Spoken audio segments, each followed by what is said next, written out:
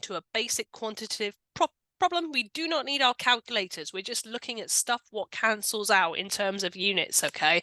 So this is just to help us again with those SI unit prefixes and understanding what we're doing when we add unit factors to convert between one set of units and another.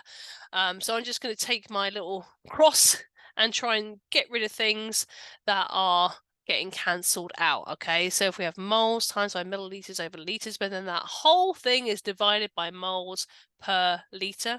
So what we should end up with is moles divided by moles. That's going to cancel out. Again, if you're like, ooh, what's going on here? A neat little trick is if anything is on the bottom of a fraction, you can write it as to the power of -1, right? So if I have moles times moles to the power of -1, what do I get? Nothing. It's going to cancel out, right? So, oh, hello. Where did you come from, my friend? So we are quite happy that we can cancel out the moles. Same deal here, but a bit harder to spot. We've got 1 over liters divided by 1 over liters. Well, that's going to ixnay to the litre, say. Okay, so we should just end up with units of just litres. Or I totally misspoke, didn't I? I said litres. It's not litres at all. What is wrong with me? Where's my little circle here? There it is. Our units should just be millilitres, right?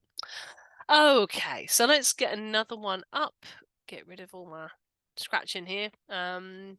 So this is typically how you would lay out any of these unit conversion calculations. So you should be able to see pretty straightforward. Whoopsie, jumping the gun a bit there.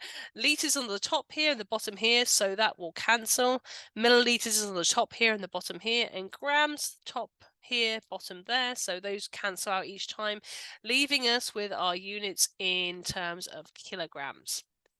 Lovely jubbly.